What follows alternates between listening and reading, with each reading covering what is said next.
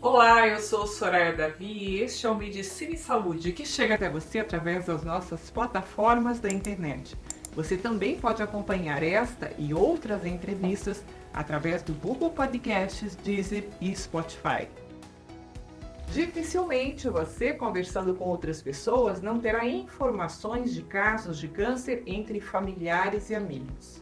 É uma doença que traz com seu diagnóstico, além da dor, medo do futuro.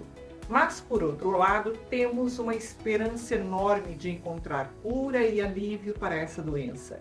Para isso, temos uma medicina pujante, especialistas altamente comprometidos e uma fé inabalável. Para falar sobre o Dia Mundial de Combate ao Câncer, eu converso com a oncologista clínica, a doutora Aline Bobato Lara, do Centro Médico Gastroclínica. Tudo bem, doutora? Como vai? Tudo bem, muito obrigada pelo convite, Soraya. Sempre um prazer ter você aqui conosco, viu?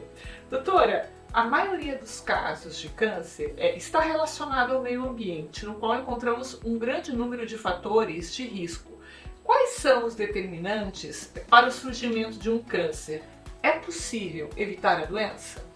Com certeza, Soraya. Então, sua primeira afirmação é muito importante, né? A maioria dos cânceres são relacionados ao meio ambiente. Uma minoria é relacionada ao fator hereditário, né? Genes herdados do pai e da mãe que podem aumentar o risco de câncer.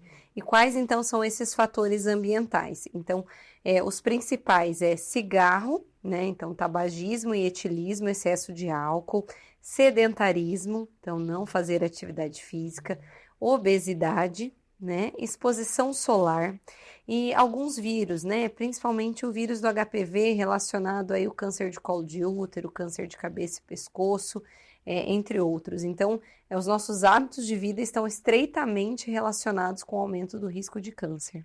Você tocou aí na questão do HPV, né? Por que tem tanta polêmica em torno da vacina? Que na verdade é um alerta que tem que ser dado aos adolescentes ali, né? Porque se evita esse tipo de câncer, né, doutora? Exato. Então, talvez as pessoas relacionem muito a vacina com o início da vida sexual, né? Mas não necessariamente realizar a vacina significa iniciar a vida sexual de forma precoce, né? É muito conhecido que a vacina do HPV pode prevenir e erradicar a longo prazo o câncer de colo de útero, entre outros tipos de câncer, câncer de pênis nos homens e alguns de cabeça e pescoço. Então, assim, a vacina ela é obrigatória, justamente pensando a longo prazo, porque infelizmente o câncer de colo de útero é um câncer que acomete mulheres jovens e que muitas vezes vão a óbito em decorrência dessa doença, né? Doutora, você é oncologista clínica. Você trata qualquer tipo de câncer? Eu queria que você aproveitasse essa questão, essa pergunta, para falar um pouquinho também em que a oncologia clínica difere da oncologia cirúrgica, da radioterapia também, no tratamento do câncer, para a gente entender bem. Excelente, Soraya. Então, o oncologista clínico é como se fosse aí o capitão de um navio, né? Então, nós gerenciamos todo o tratamento desse paciente. A partir do diagnóstico de câncer, a gente participa do planejamento, então o oncologista clínico que avalia todos esses exames, Certo. vê se tem mais exames necessários e planeja o tratamento, aí acaba encaminhando para cirurgia ou para radioterapia e a gente supervisiona os tratamentos sistêmicos, então seja quimioterapia, imunoterapia, hormonioterapia, tudo isso é o oncologista clínico que cuida. E nós cuidamos basicamente dos tumores sólidos. Então, câncer de mama, pulmão, próstata, pele, né? Nós só não cuidamos dos tumores do sangue, que são as leucemias, linfomas, mieloma múltiplo, que ficam a cargo do hematologista. Certo. Mas os demais tumores é o oncologista clínico que cuida. Ótimo, se a gente consegue entender bem, né? E quais são os principais tipos de tratamentos disponíveis para pacientes com câncer, doutora? Então, Soraya, vai depender muito do tipo de câncer, né? Mas esse tratamento, ele pode incluir uma cirurgia, né? E aí vai depender do exato lugar que está esse tipo de tumor, que cirurgião que vai operar. Pode incluir quimioterapia, pode incluir alguns tratamentos novos, como a imunoterapia, que é um tratamento que estimula o sistema imune a combater o tumor, hormonioterapia, que são tratamentos que mexem com a parte hormonal, que às vezes estão envolvidas nesse desenvolvimento do câncer. Tem terapias-alvo, que são comprimidos ou medicamentos na veia que vão diretamente em algumas mutações genéticas, né? Fora a radioterapia, que também é um tratamento tradicional e muito utilizado, né? Então nós temos uma gama enorme hoje em dia de tratamentos para o câncer. Hoje se salva mais um paciente com Sem câncer, dúvida, doutora? sem dúvida. Então nós vemos as estatísticas que existe uma redução importante da mortalidade de algumas doenças, principalmente aí câncer de pulmão, melanoma, que é um câncer de pele muito agressivo, né? Entre outros, justamente pelo surgimento desses novos tratamentos. A gente está falando em tratamento, né? Você poderia aí comentar sobre os avanços mais recentes no tratamento do câncer, que tem impacto significativo na clínica, na parte clínica? Sim, então principalmente dessa parte molecular e genética, né? Então, hoje em dia nós temos cada vez mais realizado sequenciamento genético do tumor e muitas vezes do paciente para avaliar se ele tem esse componente hereditário e entendendo um pouquinho mais sobre as alterações genéticas apresentadas no tumor daquele paciente, existem alguns tratamentos direcionados para aquela alteração, né? Então, cada vez mais nós temos visto uma melhora das chances de sobrevida justamente por ser mais direto, né? Então, não tratar o câncer como se fosse uma coisa só, mas sim como uma coisa única de cada paciente. Então, essas terapias-alvo, a imunoterapia principalmente, têm surgido justamente para individualizar o tratamento. Imunoterapia, tem se falado muito nisso. Para quem nunca ouviu esse termo, explica para a gente o que é. Então, a imunoterapia é um tratamento que ela é realizada na veia, né? E eu costumo dizer para os pacientes que nós temos um sistema imune funcionante, né? Então, nós temos, por exemplo, agora que está acontecendo muito a dengue, né? O nosso sistema imune vai lá e combate. Nem me fale. O Covid, então o sistema imune vai lá e combate. E não é diferente para células que vão originar o câncer. Normalmente, o câncer surge de alguns erros que acontecem na multiplicação celular. Certo. Só que, normalmente, nós temos algumas formas de o sistema imune irem lá e eliminar essa célula. Mas, para essa célula virar câncer, algumas vezes ela perde esse mecanismo e ela cria uma camuflagem para o sistema imune. Então, é como se o sistema imune passasse pela célula do câncer não visse. E aí é assim que ela cresce. A imunoterapia é como se ela retirasse essa camuflagem e a célula do câncer aparecesse para o nosso sistema imune. Então, ela estimula o sistema imune a combater o tumor. Perfeito, que maravilha. E você falou sobre os fatores de risco para o desenvolvimento dos diferentes tipos de câncer, né? E como que é feito o diagnóstico precoce do câncer e qual a importância desse diagnóstico? Isso se aplica a todos os casos? Então, a gente tem alguns programas importantes de rastreamento, né? Começando aí para mulheres e homens, agora a gente estava no Março Azul Marinho recentemente, né?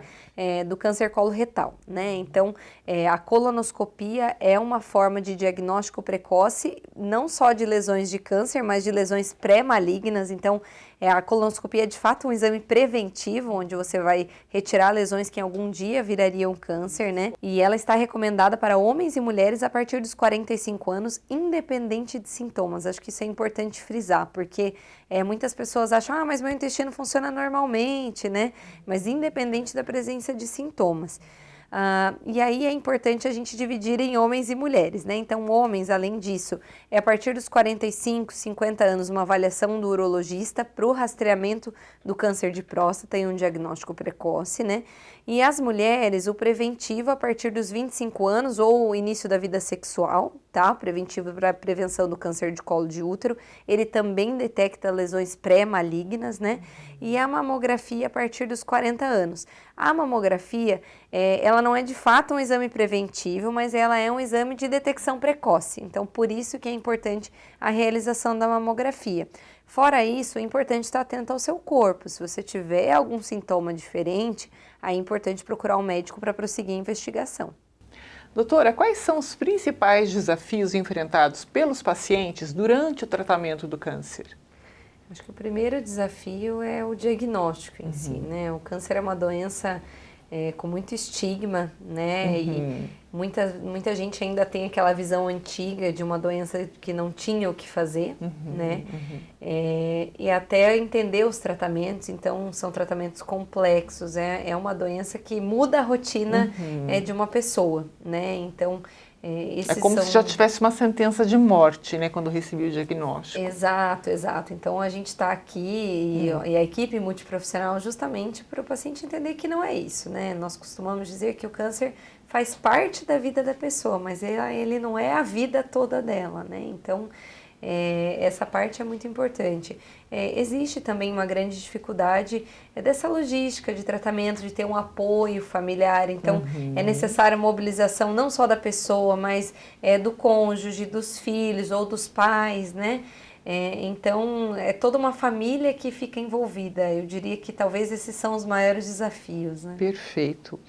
E você falou aí da equipe multiprofissional, multidisciplinar. Qual que é o papel dessa equipe na abordagem do tratamento do câncer, doutora? Então, é fundamental, né? Então, as especialidades médicas, como você mesmo mencionou, nós trabalhamos muito em conjunto, então, oncologia clínica, oncologia cirúrgica, radioterapia, mas nós não podemos esquecer das outras profissões também, né? Então, nós temos enfermagem e oncologia que ajuda em toda essa navegação desse paciente, desde o diagnóstico até estabelecer o tratamento, manejo de efeitos colaterais.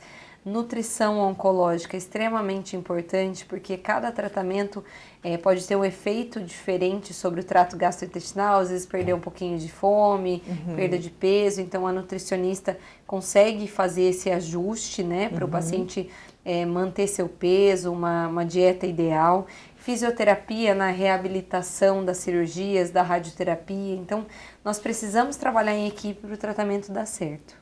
É como quando você fala em equipe multidisciplinar, até em enfermagem oncológica, olha o que me vem à mente. É como se essas pessoas pegassem o paciente pela mão e dissessem, vem aqui. É um caminho difícil, mas eu vou te ajudar a trilhar esse caminho. Então, nós estamos aqui para trilhar esse caminho com você. E isso acho que tem um peso tão grande na recuperação do paciente que é preciso oferecer esse tipo de auxílio, esse tipo de serviço, né, doutora Aline? É mais ou menos isso? Perfeito, exatamente isso. Então, eu brinco assim que quando eu estou atendendo a enfermeira Bruna, que é a nossa enfermeira oncológica, não tá, os pacientes já vêm, cadê a enfermeira Bruna? Cadê a enfermeira Bruna, né? Porque nós nos complementamos, né? Então, essa complementação, esse apoio ao paciente, não só na consulta médica, mas ao longo do tratamento é fundamental. Doutora Aline, quero te agradecer muito pela nossa conversa, lembrando que dia 8 de abril é o Dia Mundial de Combate ao Câncer e é muito importante que você receba informações atualizadas, seguras, precisas, sobre essa doença que acomete tanta gente ao redor do mundo, né, doutora? Exatamente. Eu queria agradecer pelo convite, Soraya. É sempre um prazer poder falar sobre prevenção, né, e desmistificar uma doença que muitas vezes as pessoas têm uma imagem muito negativa. A gente tentar trazer que nós temos possibilidades. Isso, tem que ter esperança, porque tem cura, tem tratamentos, tem profissionais excelentes. Cascavel não à toa é um polo, né, uma referência na medicina na área da oncologia também. Lembrando que a doutora Aline está no Instagram, viu, gente? Vocês podem encontrá-la lá no @doutoraline.oncologia, isso? Como está aparecendo aí no vídeo de vocês, ela interage, ela sempre tem muitas informações boas para compartilhar. Então, aproveitem, usem esse espaço para vocês saberem cada vez mais sobre isso e também ajudar familiares, amigos que buscam informações. Doutora, obrigada mais uma vez, um grande abraço, viu? Um abraço. A gente vai ficando por aqui, lembrando que se você ainda não se inscreveu no nosso canal do YouTube, se inscreva para ser notificado e receber novos vídeos sobre saúde, bem-estar e qualidade de vida. A gente vai ficando por aqui, até mais!